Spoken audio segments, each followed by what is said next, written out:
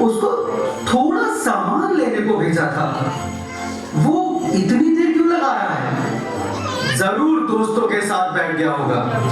आपको तो बस हर समय डेविड से शिकायत ही रहती है। अरे क्रिसमस है, बाजार में भीड़ होगी, अभी आ जाएगा।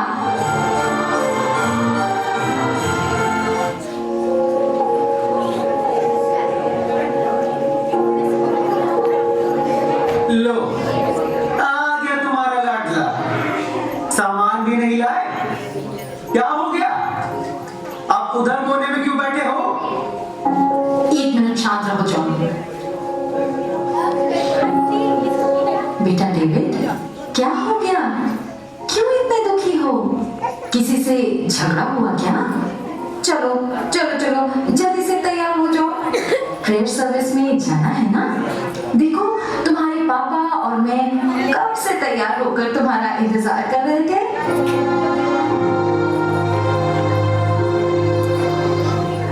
बेटा, आज का दिन तो खुशी और आनंद मनाने का है, फिर तुम ऐसे उदास क्यों बैठे हो? अच्छा चलो छोड़ो ये सब, जल्दी से अंदर जाओ और देखो वहां तुम्हारे लिए एक नई ड्रेस और एक स्पेशल गिफ्ट भी रखा है। मुझे कहीं नहीं जाना, कुछ नहीं करना, किसी से नहीं मिलना, नहीं चाहिए मुझे नए कपड़े, नहीं चाहिए कोई गिफ्ट, नहीं जाना मुझे चर्च, नहीं करनी प्रेयर। अरे अरे डेविड, डेविड सुनो तो, अरे सुनो बेटा। David, David.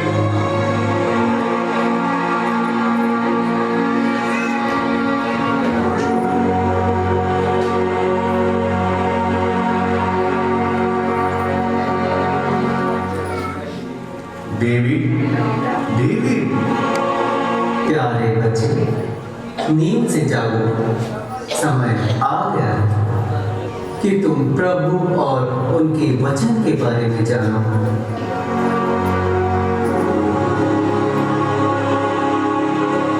आप लोग कौन हैं? मैं प्रेम का फरिश्ता हूँ। मैं शांति का फरिश्ता हूँ। और मैं हूँ आशा का फरिश्ता। आप लोग मेरे पास क्यों आए हैं? हम तुम्हें आशा, प्रेम और शांति का संदेश देने आए हैं। क्षमा करिएगा, पर अब ये शब्द मात्र किताबों में ही मिलते हैं। कहाँ है प्रेम? खो गई है दुनिया से शांति और आशा। यहाँ तो चारों ओर निराशा के बादल छाए हुए हैं। पर तुम्हें ऐसा क्यों लगता है प्यारे बच्चे? ये दुनिया आज भी प्रेम और शांति के कारण ही चल रही है। और पूरे विश्व को प्रेम, शांति और मानवता का संदेश देने के लिए आज से लगभग 2000 वर्ष पहले प्रभु यीशु मसीह ने मानव रूप में जन्म लिया था। पर कहाँ गई मानवता? प्रेम नहीं, अब है बस नफरत, बेईमानी, हिंसा, आतंकवाद। पर ऐसा क्यों लगता है तुम्हें डेविड बेटे? हर तरफ मार-काट, चोरी, डकैती और बेईमानी है। एक इंसान दूसरे की मदद करना ही नहीं चाहता। आप ही बताइए, इतना दुख, दर्द, परेशानी और अशांति, आतंकवाद से पूरा विश्व ग्रसित है। क्या ये दिन देखने के लिए प्रभु यीशु इंसान बने? क्या 2000 साल पहले भी दुनिया ऐसी ही थी? प्यारे डेविड, तुम्हारे हृदय का दुख दूर करने के लिए ही आज हम आए हैं। पहले इंसान इतना स्वार्थी और मतलबी नहीं था। प्रभु यीशु ने जन्म लेकर सबको स्वार्थ, ईर्ष्या और बुराई से ऊपर उठने का संदेश दिया है। मुझे इस बारे में और बताइए। जरूर डेविड, आज हम लोग तुम्हें उस घटना के बारे में बताएंगे कि किस प्रकार प्रभु यीशु का जन्म हुआ और क्यों हुआ। आओ अब हम चलें।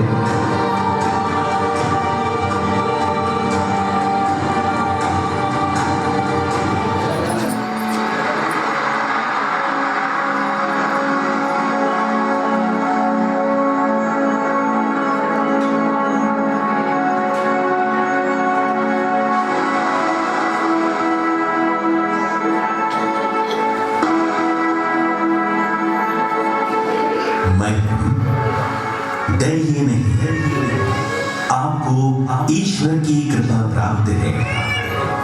देखिए, आप गर्भवती होंगी, पुत्र प्रसव करेगी और उनका नाम ईसा रखेगी। वे महान होंगे और सर्वोच्च प्रभु के पुत्र कहलाएंगे। प्रभु ईश्वर उन्हें पिता दाऊद का सिंहासन प्रदान करेगा। वे याकूब के घराने पर सदा सर्वदा राज्य करेगी और उनके राज्य का अंत नहीं होगा। ये कैसे हो सकता है? मेरा तो पुरुष से संसर्ग नहीं है।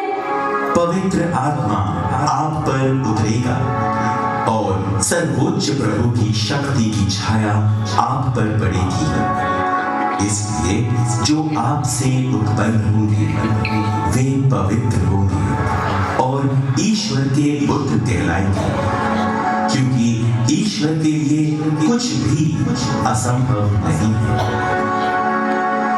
देखिए, मैं प्रभु की दासी हूँ। आपका कथन मुझ में पूरा हो जाए।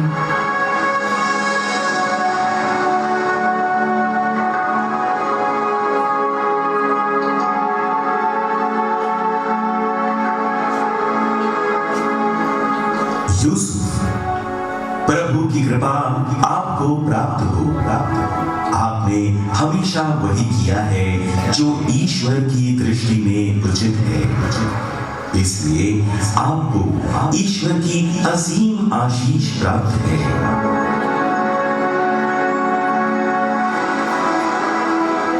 आप कौन हैं और आपकी इस ईश्वरीय आशीष का क्या मतलब है?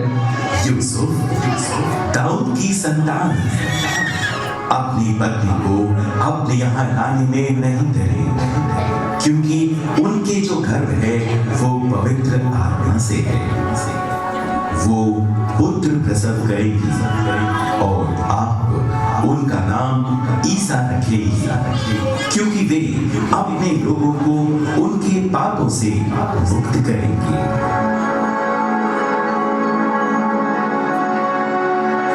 लेकिन मैं तो ईश्वर की इस कृपा के योग्य नहीं हूँ, फिर भी उन्होंने मुझ पर अपनी कृपा की है। धन्य है उनका नाम। मुझे जल्दी ही मरियम को अपने यहाँ ले आना चाहिए।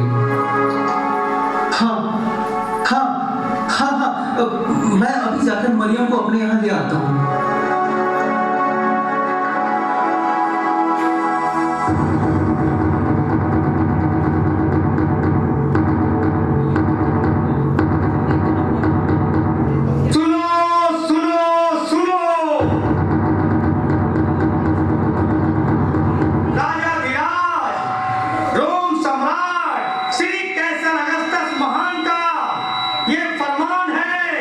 कि सभी लोग अपने अपने कुल और जाति के नगरों में जाकर जनगणना सूची में अपना नाम दर्ज करा ले। जो कोई भी राजा की इस आज्ञा का उल्लंघन करेगा उसे कड़ी से कड़ी सजा मिलेगी। सुनो सुनो सुनो।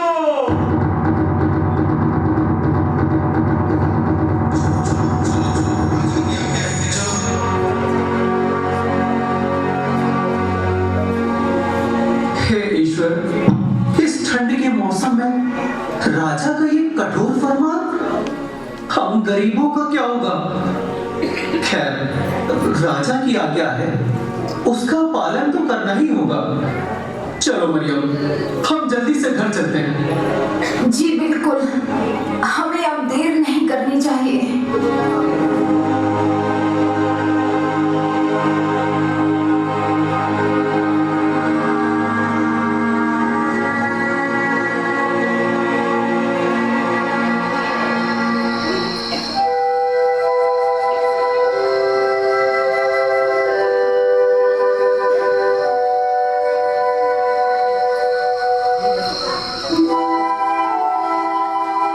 स्वामी, हमें और कितनी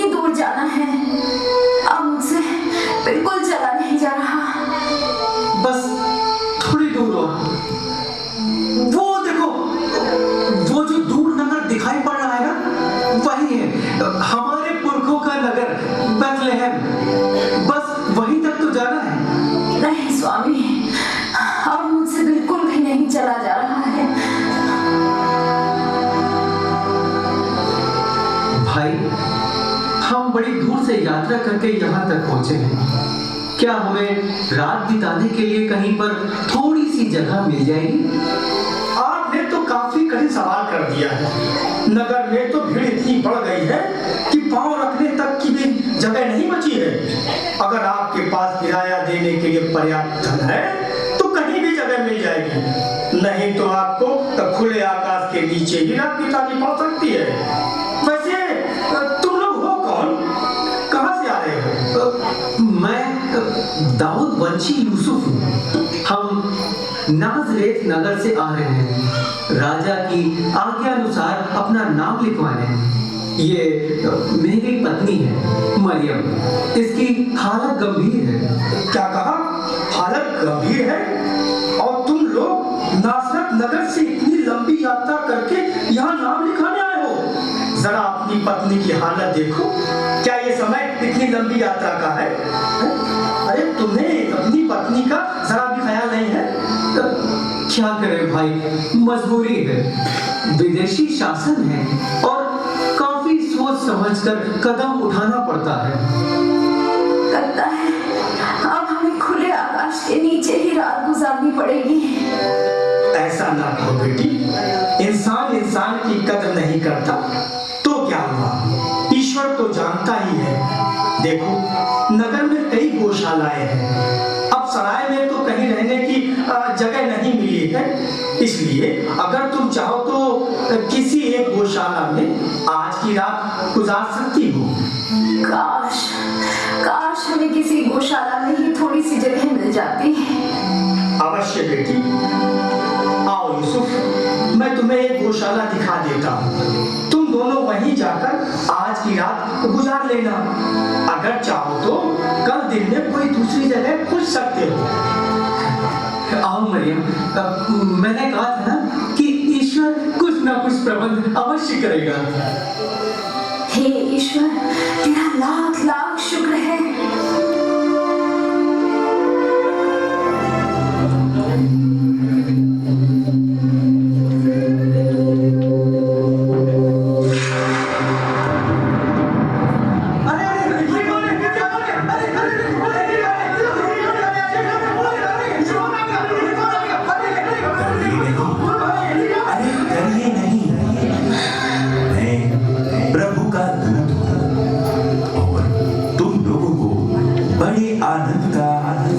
सुनाने आया।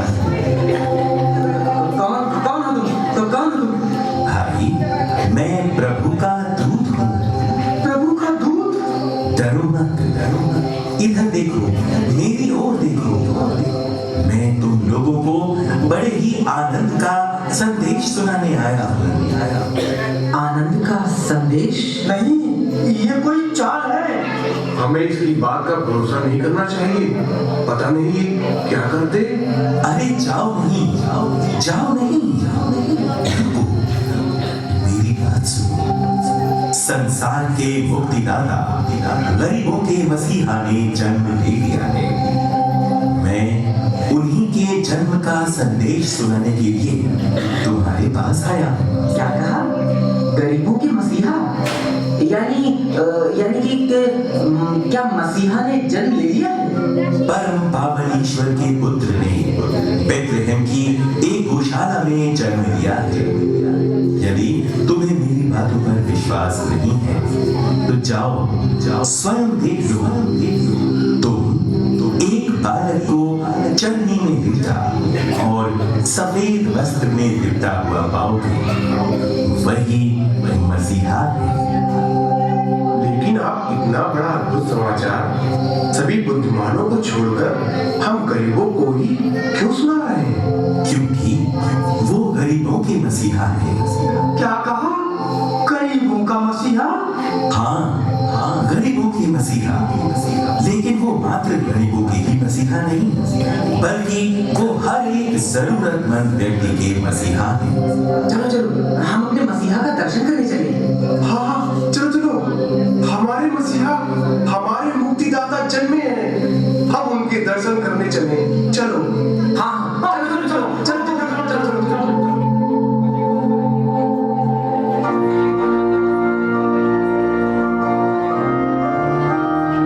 यही के सभी वैभव छोड़कर इन्होंने हम गरीबों की सुध ली है। यही है ईश्वर का हम मनुष्यों के प्रति प्रेम। मनुष्य हमें भूल सकते हैं लेकिन ईश्वर नहीं। हे प्रभु, तू धन्य है, तू महान है। गरीबों के मसीहा की जय हो। आओ हम अपने मसीहा की स्तुति करें।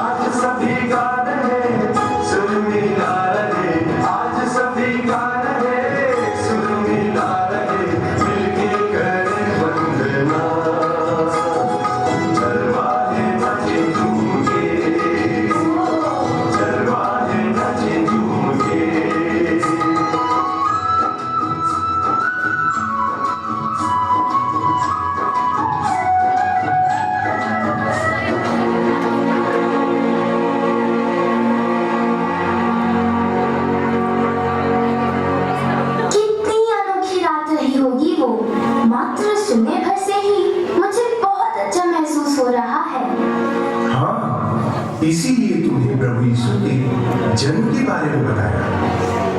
ये प्रेम और शांति जब तक इंसान अपने अंदर महसूस नहीं करेगा तब तक वो इसे औरों में कैसे बांट पाएगा।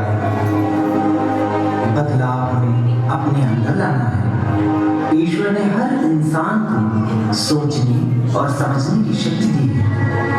इंसान का सच्चा साथी उसका अपना अंतर मन होता है और उसे अच्छाई और बुराई के बीच का फर्क हमेशा बताता है। हमें चाहिए कि हम अपने अंदर की अच्छाइयों को पहचाने और बुरे विचारों को त्याग दें। लोगों में प्यार की बातें और पूरे विश्वास के साथ सकारात्मक विचारों का अनुसरण करते हुए जीवन की सभी चुनौतियों का सामना करें। तभी हम अपने अंदर सच्चा बदलाव ला सकते हैं। और तब आएगा बदलाव का सैलाब जो पूरे विश्व के कोने कोने को प्रेम और शांति से परिपूर्ण करेगा। जब इंसान बदलेगा तब परिवार बदलेगा, परिवार से समाज बदलेगा और सामाजिक बदलाव से ही देश बदलेगा। जाओ प्यारे डेविड, क्रिसमस की खुशियां मनाओ।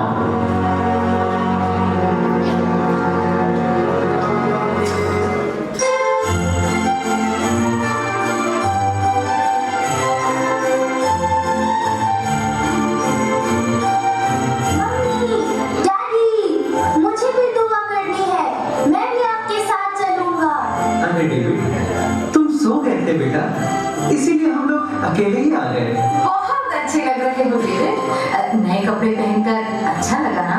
जी मम्मी, आज ना सिर्फ मेरे कपड़े नए हैं बल्कि मन में भी नई जान है और नया विश्वास है। लाख बुराइयां हमें घेर लें, फिर भी हमें सत्य और प्रेम का रास्ता नहीं छोड़ना चाहिए। यही संदेश है ना प्रभु यीशु का? यस माय सन, पर तुमने ये सब कहां से लिया? फिर